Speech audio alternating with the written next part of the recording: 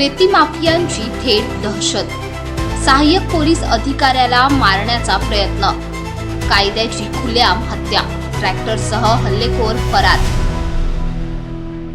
महागाव तालुक्यातील मोरत येथे घडलेली घटना ही केवळ हल्ला नसून महागाव पोलीस स्टेशनच्या हद्दीमधील कायदा सुव्यवस्थेवर रेती माफियांनी केलेली थेट चढाई आहे। कर्तव्य बजावत असलेल्या सहाय्यक पोलीस निरीक्षक सुनील अंभोरे यांच्यावर रेती चोरट्यांनी जीव घेण्याच्या उद्देशाने केलेला हल्ला म्हणजेच पोलीस प्रशासनाला उघड दिलेले आव्हान आहे।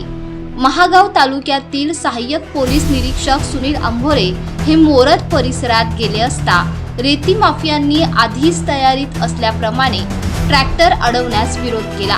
काही क्षणातच 5 ते 7 जणांचा टोळका जमा झाला आणि सिमेंटचे जड झाकण उचलून सहाय्यक पोलीस अधिकाऱ्यांवर फेकले। बेदम मारहाण करत त्यांचा जीव घेण्याचा प्रयत्न करण्यात आला। परिस्थिती अत्यंत गंभीर असल्याने आणि स्वतःचा जीव धोक्यात असल्याचे स्पष्ट होताच सहाय्यक पोलीस निरीक्षक सुनील अंभोरे यांनी हवेत 2 गोळ्या झाडल्या। मात्र गोळीबारानंतरही आरोपी थांबले नाहीत। उलट सहाय्यक पोलीस अधिकाऱ्यावर हल्ला सुरूच ठेवत त्यांनी आपली गुन्हेगारी मानसिकता उघड केली। या अमानुष हल्ल्यात सहाय्यक पोलीस निरीक्षक सुनील अंभोरे यांच्या हाताला गंभीर दुखापत झाली।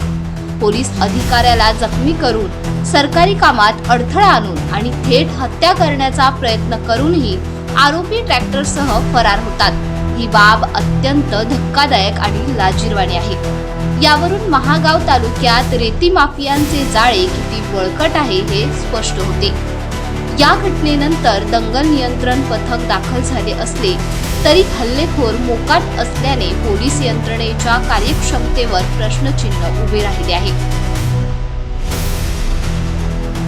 Bureau report, Maharashtra crime spot news, Mahagaon.